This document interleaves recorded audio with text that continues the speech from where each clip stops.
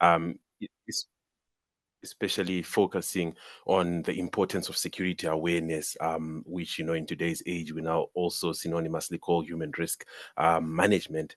I'll start sharing my screen, and, to move around the issues of bandwidth constraints. I'll switch off my camera. Please, Maslin, can you confirm if people are able to see the screen, maybe from your side? Okay, Yeah. cool. Hello, Thank you. sorry. Yeah, we No can see worries. your screen. Okay, great. So, first and foremost, my topic is, building a resilient organization, focusing on the importance of security awareness, and as you've seen, I've put in brackets human risk management. So, what is this? So, first and foremost, right? If you were a hacker, you have to ask yourself this question: why hack technology if it's easier to hack a human, right? And why do I say it's easier to hack a human than it is to hack technology? So let's look at this metrics, of hacking humans versus, hacking technology. So we have the probability or value of a successful attack on one side, and we have the ease of implementation. So if you look at this, at the very top, we have the hacking the human. It has the highest ease of implementation and the highest value of a successful attack. So it's a no-brainer. Hacking humans has the best return on investment for our hackers. To put it further into context, 92% of successful data start with a spear phishing attack, which is targeted at our human element. And of this, 96% of breaches in Africa go undetected. So in real time, that means every 36 seconds, we have an organization in Africa that is getting breached. And as an industry, cybercrime is expected to be worth 10.5 trillion US dollars per year, and that's by 2025, which is in 2 months. So this is very big business. Hence why we are so much under attack, and we have to really improve on that awareness on our youth. So after all is said and done, people are really a critical layer within the fabric of the security program we run. So that awareness we are speaking about is part of our security program, which falls within the fabric of our organization. So it's really important to have awareness in our organizations. So this awareness now, when it's really entrenched in our users, builds what we call a culture. It becomes a way of doing things in our organization. It becomes a critical layer within that fabric. So how do we get awareness to a culture level? So we have what I call the ABCs of human risk management. So human risk management, is making our users aware. This is how we are managing that risk, because our user is like our technology now. We have to put patches, we have to regularly update it. And in this instance, that is, raising that awareness. So the first or the first factor in managing this is awareness, right?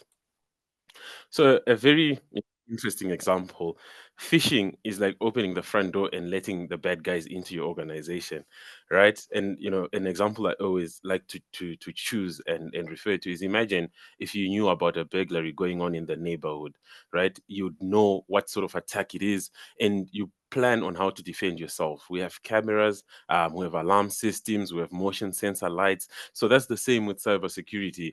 We need to educate our users today on the various attacks so that they know how to protect themselves, right? So there's no point in us, spending time telling them to create a strong password and they don't understand the reason why. So we need to build that awareness and conscientize them as to why they need a strong password, in their day-to-day lives. How do we also further engage in raising this awareness? So security awareness and training is not a once-off, because you see how valuable the hacking industry is, $10.5 trillion.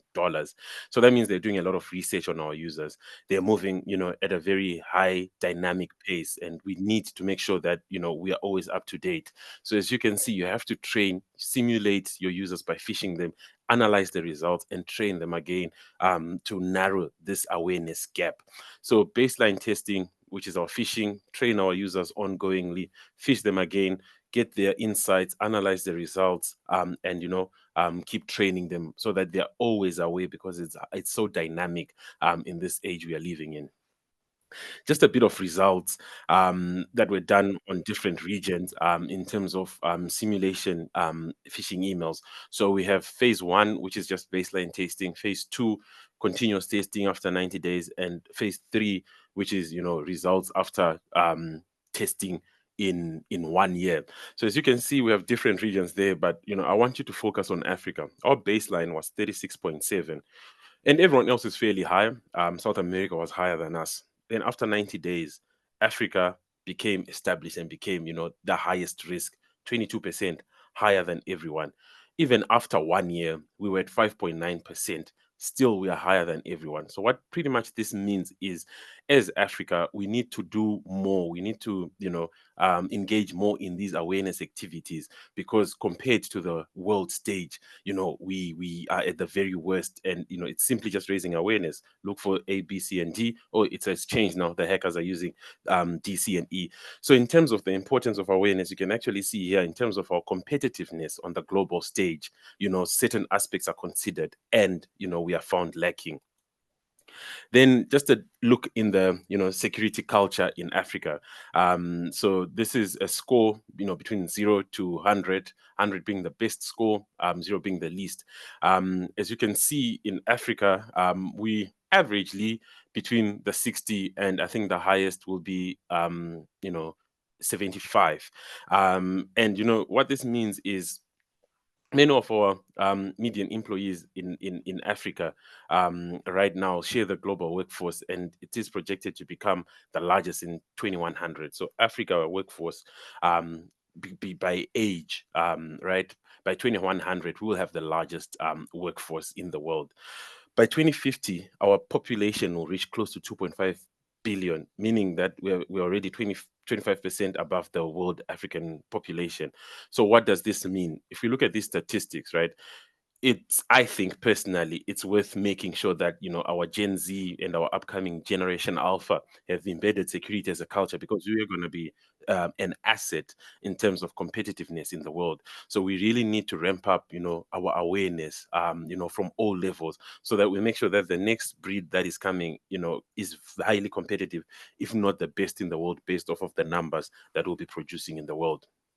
So who's at risk in terms of lack of awareness? So we might try to put it into different segments, different category, different brackets, but at the end of the day, everyone is at risk. Social, community, at work, personal life, everyone is at risk. So we really need to ensure that awareness is through every level, because it risks everyone at the end of the day. Then we get on to the B in the bigger picture of the human risk management, which is behavior, right? Because we've raised that awareness, it doesn't necessarily mean the behavior is going to change. So note, security awareness and security behavior are not the same. That's why awareness does not work by itself, right? It's overall, yes, important, but it doesn't work by itself in building the culture. So as you can see, depicted by the picture there, that's a platform of entering into a train, and there's a sign that says mind the gap, right? But because the sign is there, we've had incidences of people who step in the gap, and they get hurt. They snap their ankles. But that's the difference, right? The knowledge intention gap. They know it's mind the gap. Their intention maybe is to mind it, or maybe not to, and now that gap then leads to the behavior, which is either falling or either jumping onto the safe side. So this is the same with traditional and new school awareness training.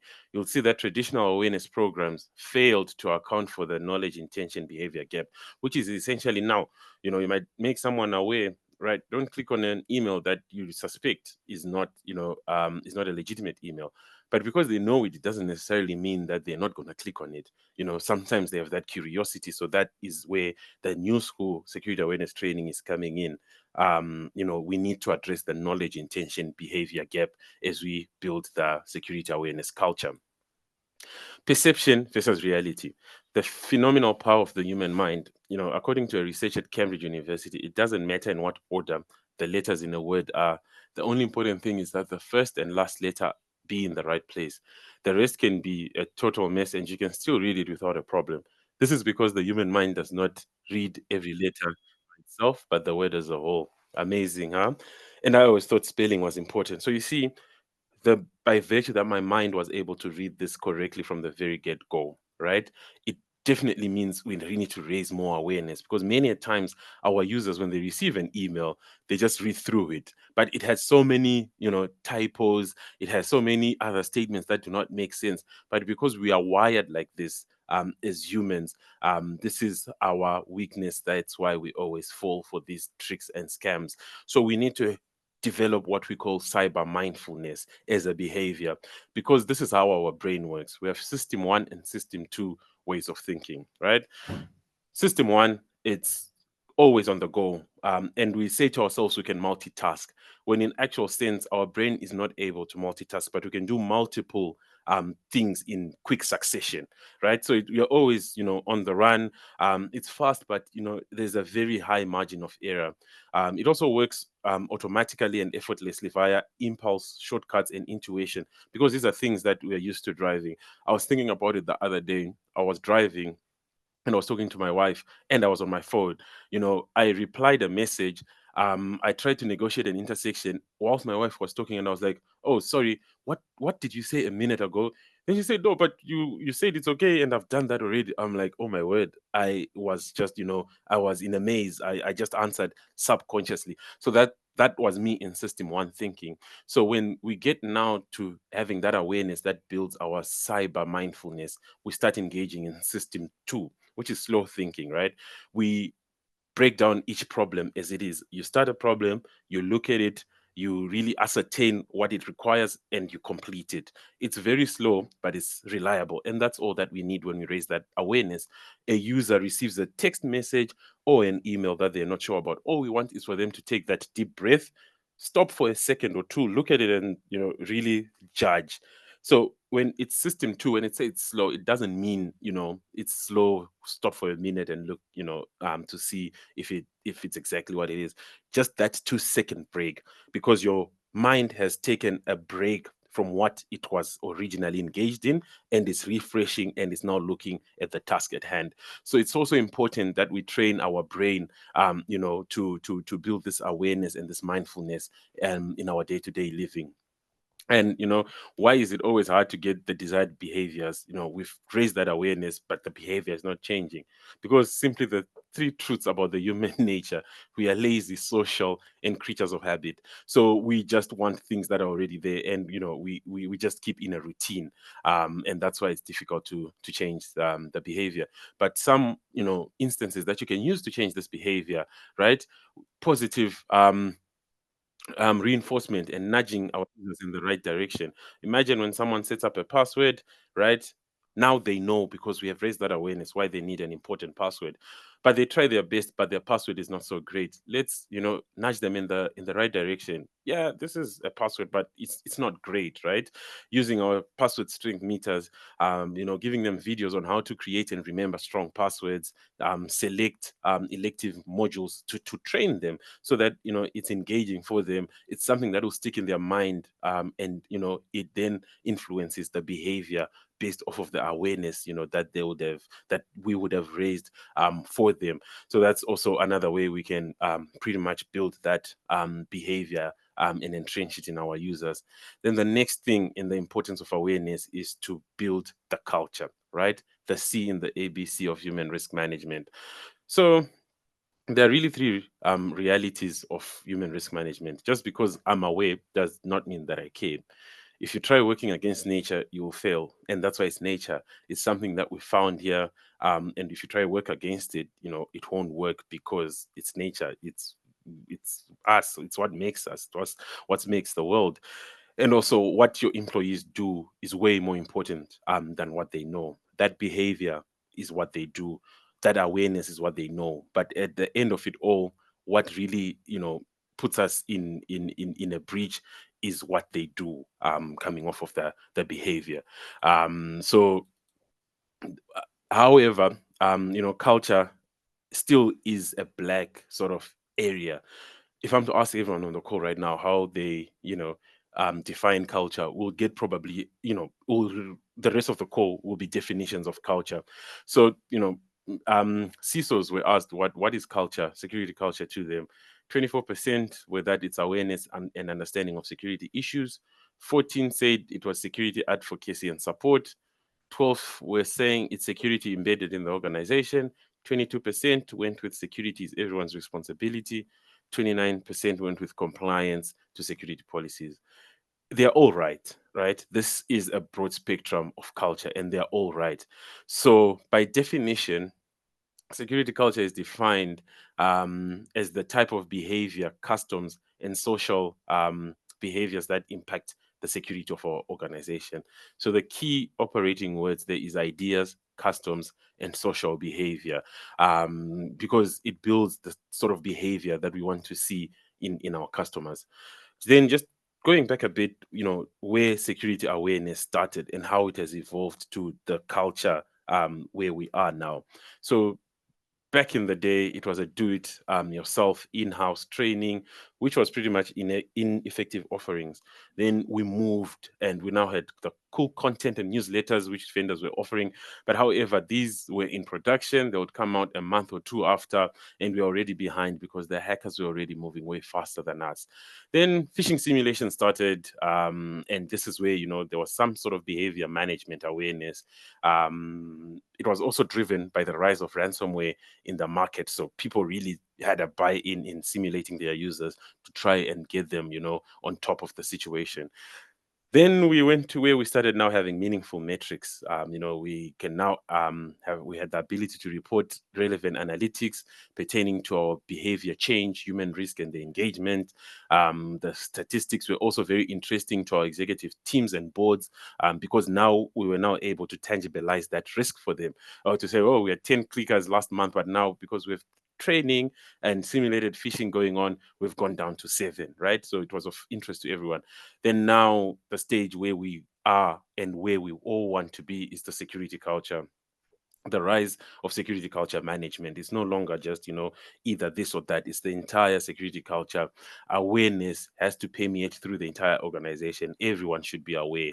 They should know what to do. It also leads us to collectively mitigating the risk of our human element. And if you look at the convergence with the maturation of the CISO role, is the CISO role also gets an increase in their to do. This is coming to converge and mitigate some of that requirement that is needed. So the effective place for any organization to be is at security culture.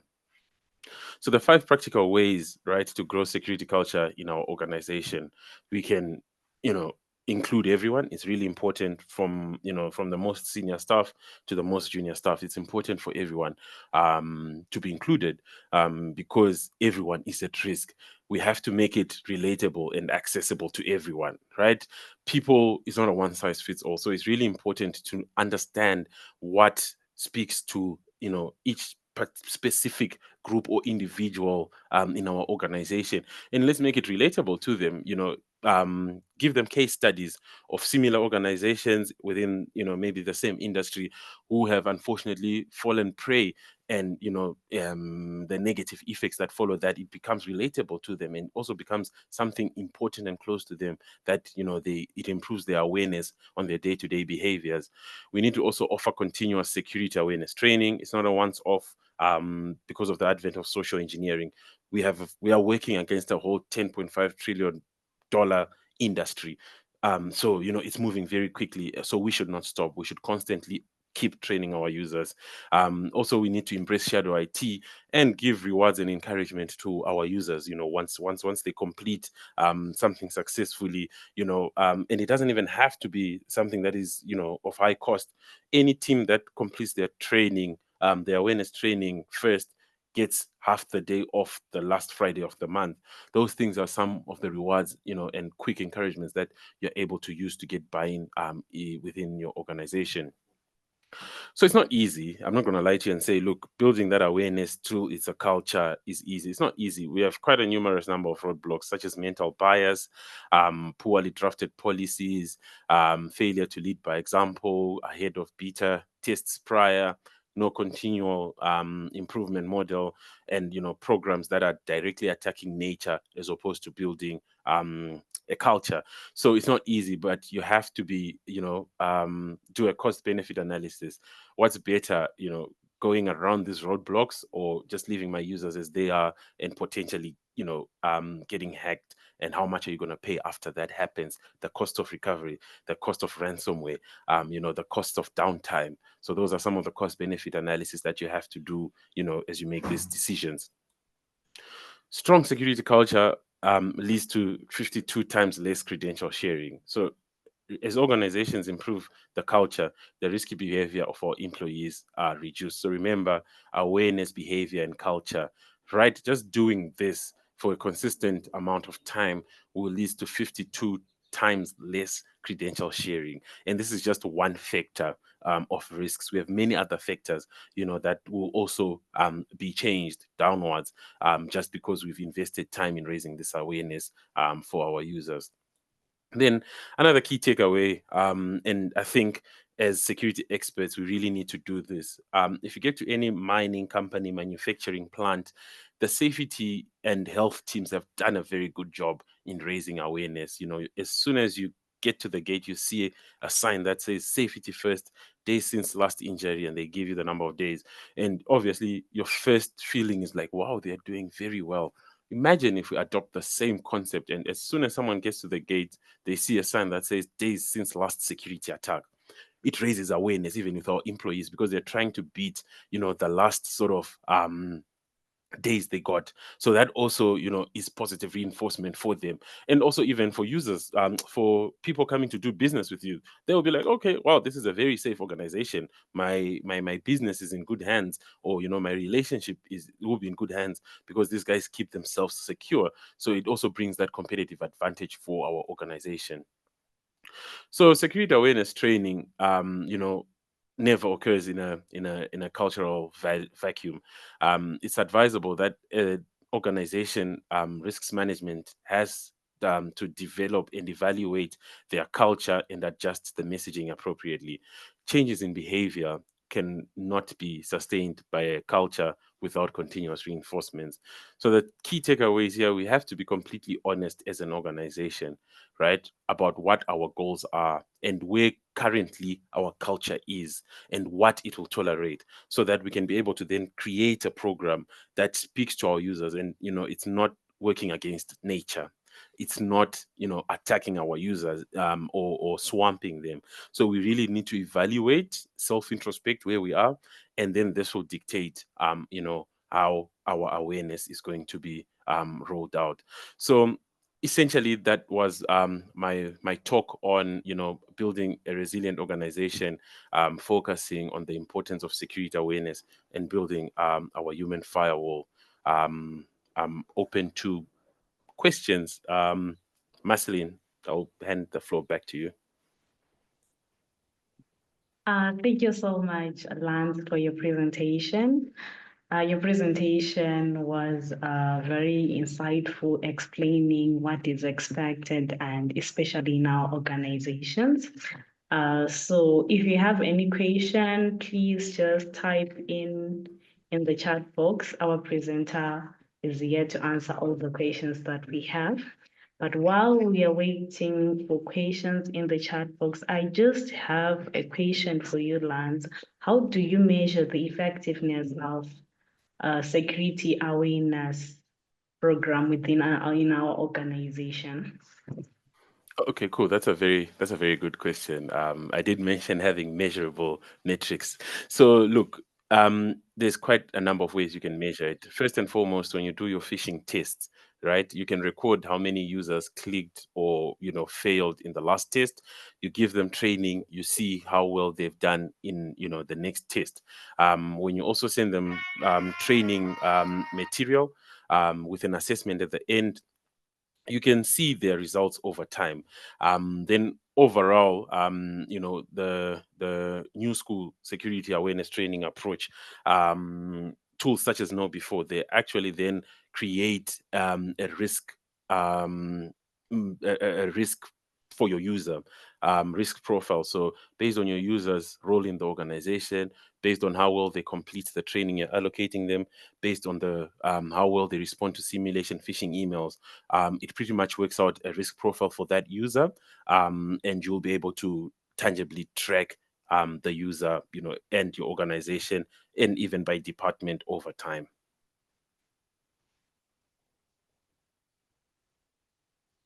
Okay, thank you so much. And also, I have another additional question. What strategies have you found to be most successful in engaging employees in security awareness initiatives? Because we have seen Okay. that within our organization, some of the employees, they are not engaged, but maybe from an expert like you can give Okay, us cool. a better advice.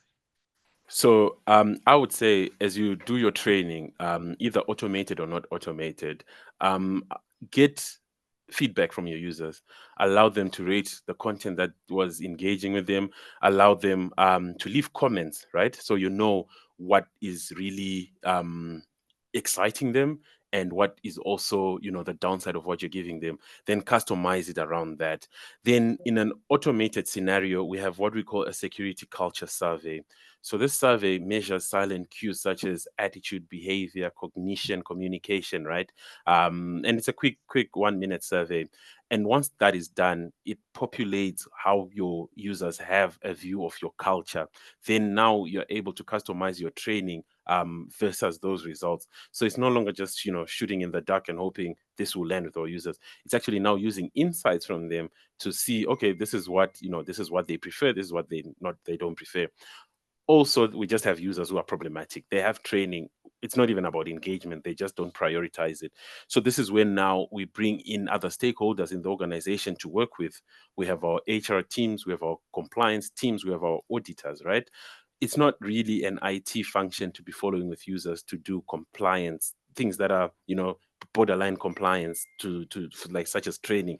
So chances are someone will do training if they get a reminder from an HR personnel versus when they get a reminder from an IT personnel. So those are some of the strategies you can also use, to get your user to do the training.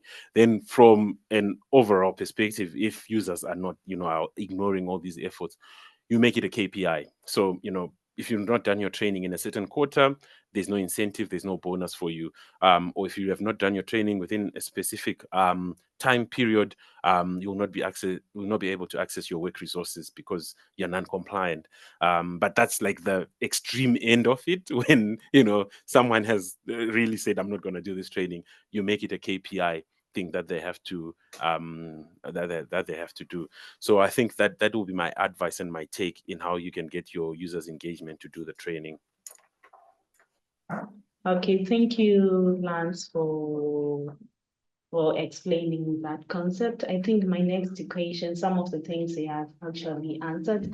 I wanted to understand more on how we can ensure that security awareness is integrated with the organizational goals, because some of the times these security awareness, some of the people, they think they are not aligning with the organization goals, because we keep on having security awareness and people might end up saying you are disturbing us. So as an organization, how would we ensure that the security and awareness is so they are integrated with our organizational goals?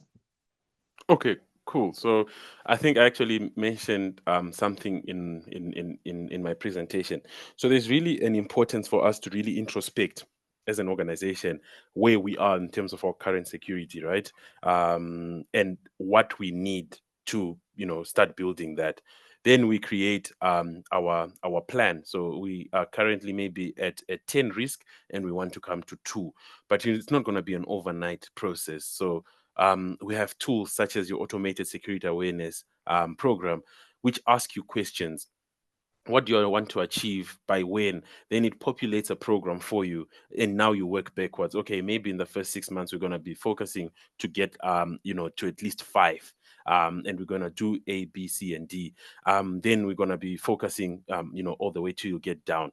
Then don't just make it about security awareness, because it then just becomes a one sort of sided training.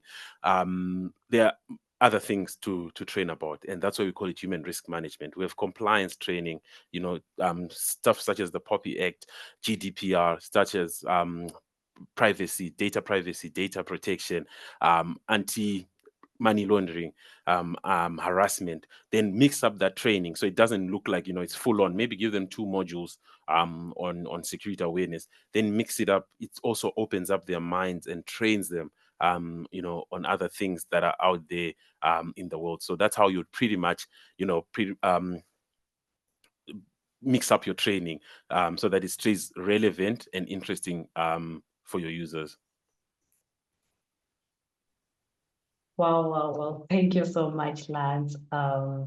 Thank you so much for your presentation. It was very informative and very engaging presentation on the building resilience on organization. And thank you so much, especially the focus that you kept on doing and the emphasis on the security awareness. I know that in our organization, us as humans, we are the biggest threats, and security awareness is really required. And I do Yeah. appreciate that with this presentation. So, Without forgetting, Maslin, yes. sorry to interject. I see two questions in the chat. So one Oh, is from sorry. Yusuf, and All right. they're saying, where Let me do... just read through the Okay, cool. questions. Thank you. We have a question which states the standard ISO 27001 is one of the security standards for organization. Have you implemented this, and how was it implemented? Okay, so we have implemented it and we have not implemented. So what ISO 27001 requires is for you to train your users compliance and stuff. So we have a whole section that focuses on compliance, and there's training modules for that. However, when I say we have not implemented it, is by that we do not certify for it. So we have training modules that train you on ISO 27001 to become compliant, but we do not certify you as KnowBe4. We are not a certifying body.